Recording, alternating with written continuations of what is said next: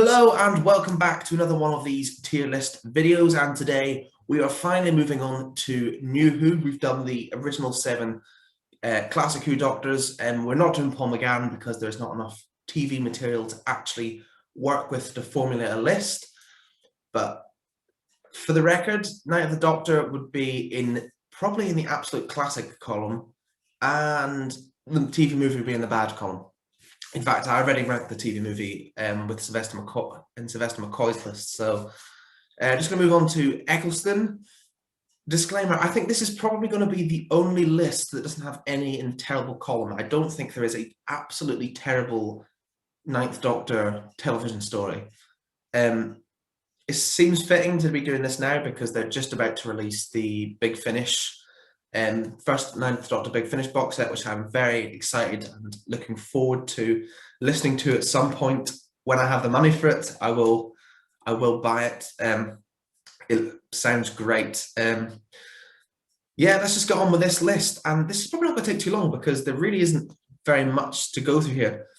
A lot of people have a lot of love for Series 1. Personally, I really enjoy it, but I don't have it up with the very best series, the 4 or 5s. Those kind of level. Some people have it as like the absolute pinnacle of New Who, but for me, it's just a solid series with a lot of good stories in it. Starting off with Rose. I actually tried to release a review of Rose last week, which the BBC have blocked at every turn. So I'll have to sum up my thoughts here. This is a phenomenal pilot, and it works perfectly in reintroducing all the ideas. I love how it must have been on original broadcast because there's two sorts of viewers. There's the long-term fans who are waiting to get back, and there were the totally new fans. And I think it worked perfectly for both those audiences. None of the ideas are too complicated for new fans, where there's enough continuity and little details for classic fans to pick up on. And I just love how much RTD loves playing with the audience's expectations in how long it takes to see the TARDIS, how long it takes to see the interior, how long it takes to get every single little piece of the puzzle. It's a decent enough plot. The Plastic Mickey stuff has aged badly. There's a couple of other nitpicky stuff I have with it, which is why it's not quite going in great, where I feel most people would probably put it. It's possibly a slightly overrated story, but it works perfectly as its pilot. It wasn't about the plot. It was about introducing an entirely new generation to Doctor Who. And it's the absolute perfect vessel for doing that.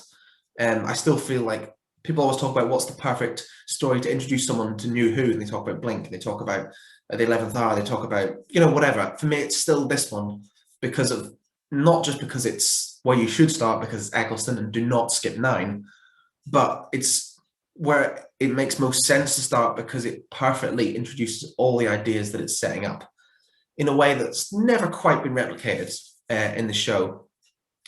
And it's got a lot of imagery from Spirit from Space, which is a story I put in the absolute classic bracket when I ranked Pertwee, a story I absolutely love. And the Autons are just great. Rose is good. Mickey is not quite there yet. Eccleston is phenomenal right out of the bat. Amazing performance. The End of the World. Okay. I'd quite like to get inside RTD's brain and see why, after having got everyone sold on his kooky, weird sci-fi show with a very grounded pilot, he decided to go all Star Wars on us here. But I kind of like it. I kind of like the weird nature of the story. I think Cassandra's a decent villain. I like all the different aliens, how much it sort of puts the viewer in Rose's shoes and seeing it through her eyes, as everything is just so weird and bonkers and the aliens are just so alien. And I enjoy that aspect of the story. The thing I don't like is the anticlimactic ending where it's just a button that is at the end of the corridor and he's got to get past a big fan.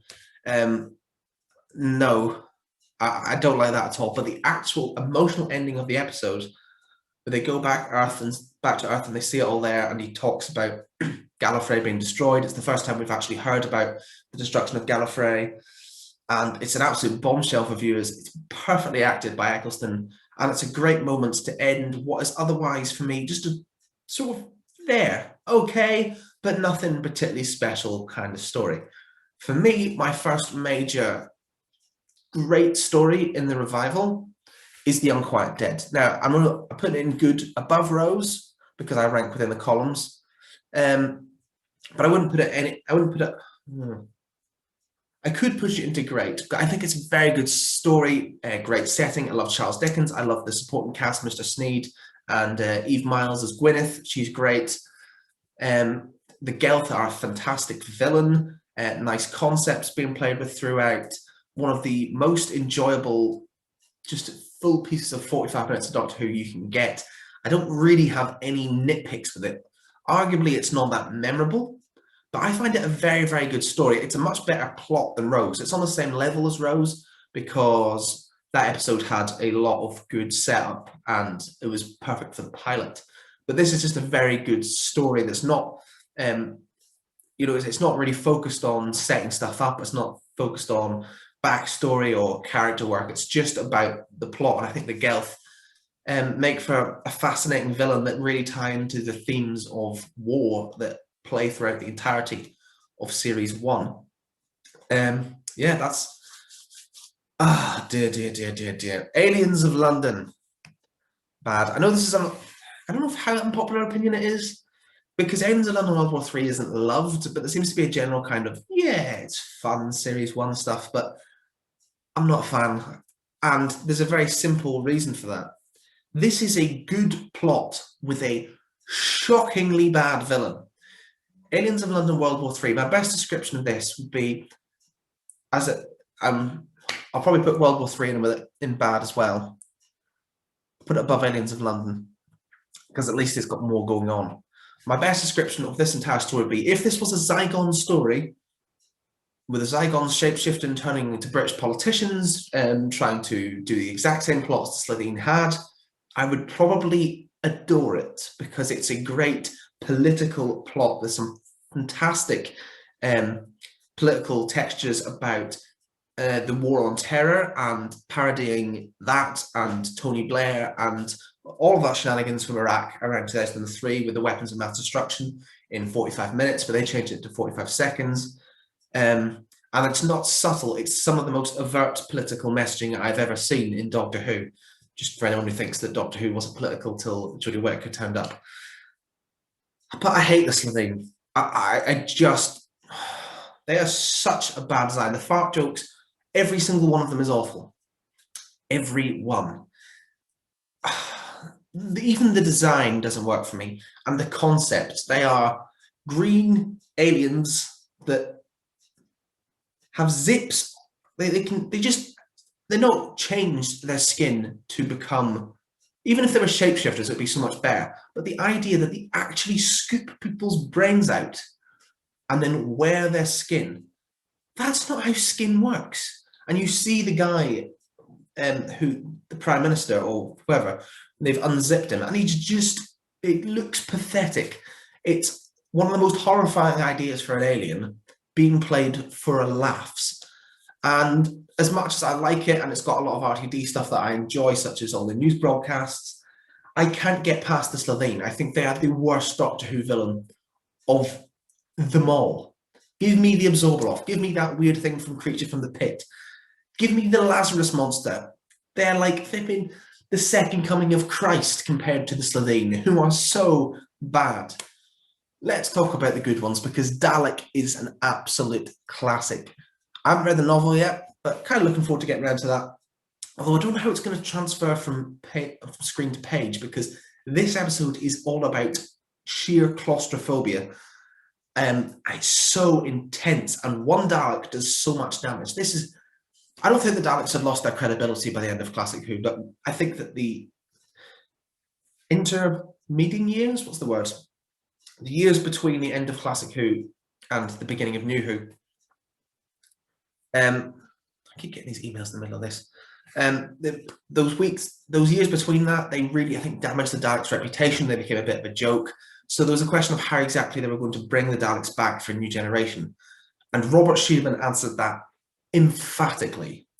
Genuinely immense is the only word I've got to describe how the Daleks are portrayed. I don't think there is a single Doctor who has consistently better written Dalek stories than Christopher Eccleston. both of his Dalek stories are probably the two scariest Dalek stories ever in terms of the Daleks as a sheer level of threat. And if you wanted to make the Daleks scary, have them massacre one of them, be so much of a threat, massacre 200 people, and then kill itself because it's so afraid of mutating into a creature with conscience. Some of those scenes are so incredibly done. I love the scene with the Dalek in the cage with Eccleston when he's goading it about committing genocide. It brings out the worst of our Doctor, and it's great to see. I love how it brings out the empathy from Rose. I love the scene when it just kills all the technicians by electrocuting them all when it rains the water down, and then there's just this shot of all these bodies around the room, and it just did it for show. It did it because it wanted the Doctor to watch it do it. It could have just killed them all individually, but it didn't need to. It's just such an amazing Dalek story. I don't think there is maybe Bad Wolf Parting of the Ways, but other than that, I don't think there's a single story where the Daleks are this impactful. Just one of them. What's the nearest population? Salt Lake City. Population, 20 million? All dead. That is the level of how scary these things should be. And they have never bared this. The Long Game. Bad. Arguably the only time when I think the behind the scenes stuff really got to Eccleston. He looks like he could not give a toss here. There's the bit where he has a line like, let me out of these chains and I'll show you how fun I am. And it's just not, it's a story built around a couple of CGI effects. And if you're stuck with Adam Mitchell for a large chunk of the episode, I'm glad they made the changes to the episode because the original sounds awful. It's based around one of RTD's early ideas for a script from the 80s, I believe. I think that Simon Pegg was immense, and he should have been the villain. Simon Pegg being paid by and working for a consortium of banks to control the population of the Earth is enough. But I feel that RTD always wanted to have a big monster, and the big monster this time is the mighty Jagrafess, who is a mouth in the ceiling, and it's rubbish. And it totally drags the whole story down between Adam and all the Adam stuff going on there. The Jagrafess and the feeling that Eccleston kind of doesn't want to be there. This one doesn't really do anything for me. It could have moved into terrible. Look, Aliens in London World War III was never in danger of that because at least it has an interesting, fun, fast-moving plot. The Long Game is just sort of the slow and boring game, which never really kicks into even second gear. Father's Day. Brilliant. I'm chucking that in great. The Reapers are totally unnecessary. And honestly, once again, it's a story that doesn't need a villain and shouldn't have a monster. Time going wrong and everything going to pot was enough for me. I didn't require the Reapers, and they pose a hell of a lot of questions further on down the line as why they're not here all the time, because Moffat is screwing with flipping time travel every week. But emotional performances are enough to carry this absolutely every step of the way. Billie Piper, brilliant performance. Camille Kaduri, is that how you pronounce her name? Great performance. And Sean Dingwall as Pete Tyler, phenomenal performance. All of them absolutely up their A game. It's emotional, it's well written, it's well crafted. Paul Cornell is a phenomenal writer, and how he has been given. He wrote Father's Day and Human Nature, Family of Blood, and we have never seen him since. What? Why is he not writing for Who every season? It makes no sense. It's an amazing story, some great moments. Eccleston gets some great stuff to do. Everyone's on top of their game. Some very brilliant human moments between some brilliant, hilarious moments, such as the Ninth Doctor telling Rose, the baby Rose, that she's not going to destroy the world. Nice use of paradoxes and explaining why time travel isn't as easy a gig as we should have done. Maybe it seems a bit odd to have this episode placed after the Long Game, when the Doctor kicked out Adam for making a mistake and told him that he only takes Rose because he only takes the best, and she nearly destroys the entire planet in the following episode. But then maybe it shows that Eccleston just sort of didn't like Adam at all, and he did like Rose and was willing to forgive her for anything, which sort of tallies. So The Empty Child Doctor Dances is the best Ninth Doctor story. I know I've put these in two parts. But in general, I'm going to deal with two things as one. Oh, this is so good, so incredibly creepy and intense. Enter Stephen Moffat, enter his incredible writing. I'm just going to be gushing about Stephen Moffat for the next 4 videos. His writing is so good. Man alive, this is Eccleston's possibly ultimate performance. Dalek was brilliant, but this might be his best performance in the role. He is so good in this. It has his ultimate moment, which is the everybody lives at the end of the Doctor dances. This is scary, it's intense, it's well filmed, it's well written, has a great guest cast. Richard Wilson's in it. Some of the body horror is top notch, and the scene when Richard Wilson's face molds into a gas mask is incredible. There is some genuinely brilliant stuff going on left, right, and centre here. I don't have enough good things to say about this. This is probably in my top 10 Doctor Who stories of all time. It's the definitive Eccleston classic in my book. I just really love this story. The Blitz London is the perfect setting for a Who story. And it doesn't matter that all of the effects haven't aged that well. I think every single character, Jack, Nine, Rose, they're all on the top of their game here. And a great guest cast. One of the creepiest villains of all time. This is near perfect story. I don't think I've got a single complaint about it. Not one. Boomtown is okay. It's better than the end of the world. And it's much better than World War III Aliens of London in terms of the Slitheen are back, and somehow they are nearly redeemed by what is a very interesting story, because it doesn't go kooky, fun. It's a general Slitheen story. I don't know, I say general. They have actually been in Sarah Jane Adventures a few times, so I know what a standard Slitheen story should feel like in tone. And Boomtown is an interesting exploration of capital punishment and a well-nuanced, well-written character piece for the Doctor, for Rose, and for Mickey, and Jack's just sort of having fun. Rose and Mickey get some really good stuff to do. I actually really like what was done with dealing with the fallout of Rose just upping and leaving Mickey and finally tearing her blatant hypocrisy about their relationship down and just being like, you can't treat him like this and just expect him to, every time you say jump, him to just be like, how high? And he is so hung up on her, and it's a very good character drama done with that, and it elevates the story. But really, it's the stuff between Margaret and the Ninth Doctor. Once again, I'm going to say, I know I've said monster. There shouldn't have been a monster in The Long Game. It shouldn't have been a monster in Father's Day. There shouldn't have been a plot in Boomtown. It would have been better if Margaret the Slitheen didn't have a plot,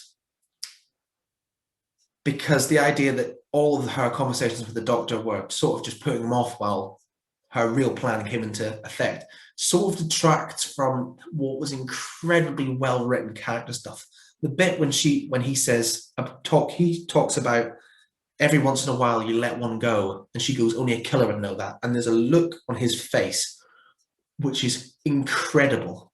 Such good acting. That whole scene in the cafe is beautifully done.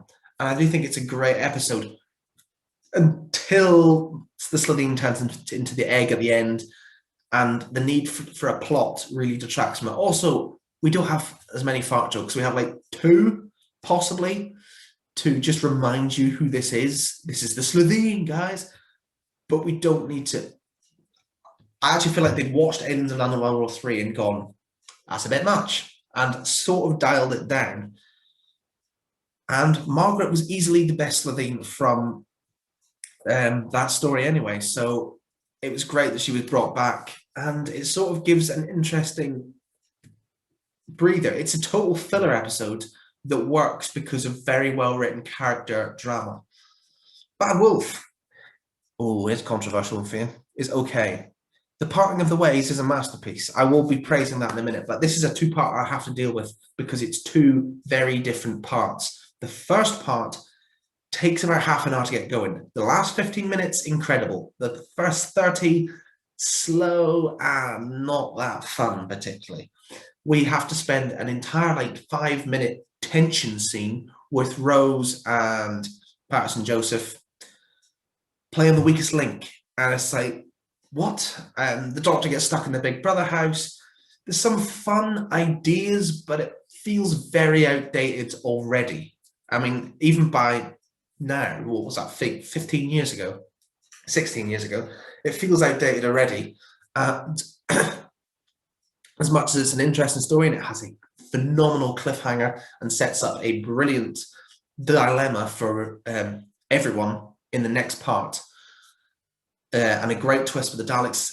Basically, the last 10 minutes are great, maybe 15 minutes.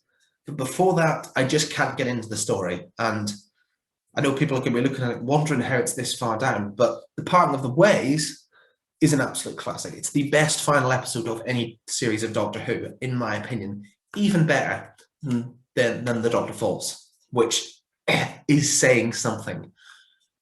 This is so good.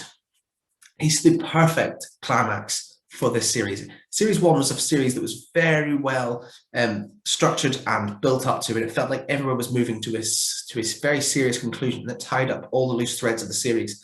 And that's The Parting of the Ways. It possibly would be above the Empty Child Doctor dances, but some of the Rose stuff in this episode kind of grates on me. I've got to be honest, her annoyance at Linda, her using her dad's death as emotional blackmail, her being awful to Mickey, and her big "I can live a better life" speech when she tells Mickey and her mum that all they do is sit about and eat chips.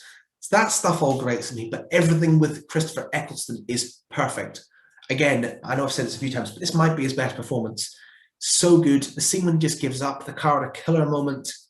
What are you, coward or killer? Coward. Any day. Such impactful performance.